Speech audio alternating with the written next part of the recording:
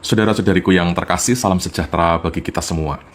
Saya baru saja mendapat sebuah kiriman video yang memuat pernyataan dari Daniel Mananta tentang pernyataan Abdul Somad sehubungan dengan patung salib dan jin kafir. Di dalam video itu, Daniel Mananta sependapat bahwa di dalam patung yang disembah itu ada unclean spirit. Saudara-saudari, saya merasa sangat tertarik untuk ikut nimbrung dalam diskusi ini. Kalau kita mempersoalkan patung kayu, patung batu, atau patung semen, atau patung tanah liat, maka seharusnya kita juga perlu mempersoalkan rumah ibadah kita, yang juga terbuat dari kayu, dari batu, dari semen, dari tanah. Rumah ibadah kita sebut sebagai rumah Allah. Kita sebut sebagai bait suci.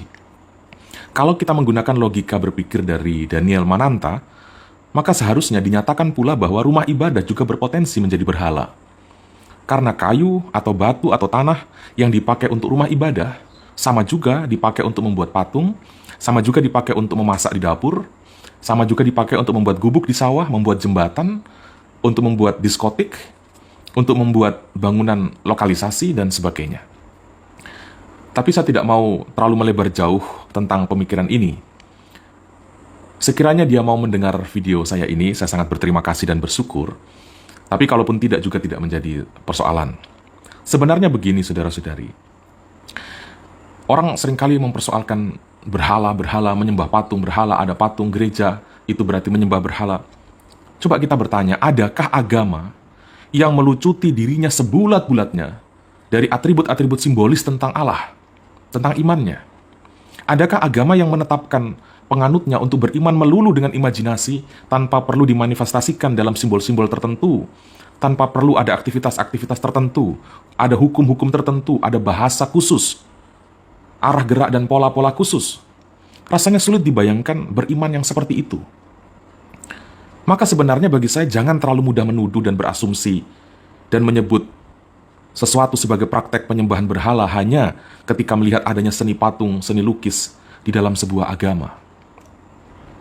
Di dalam gereja Katolik, itu ada banyak patung, ada banyak lukisan, ada banyak syair, banyak himne. Apakah orang yang datang ke gereja Katolik identik dengan penyembah berhala? Saya 36 tahun sebagai orang beriman Katolik dan saya tidak pernah menyembah berhala. Sekarang mari kita definisikan apa sebenarnya berhala itu. Jika didefinisikan, kita akan berkata berhala itu berarti mentuhankan yang bukan Tuhan. Menyebutnya seolah-olah Tuhan padahal bukan. Menciptakan Tuhan dari benda-benda ciptaan Tuhan. Silahkan Anda mendefinisikan lebih panjang. Mari kita berhenti pada definisi tadi.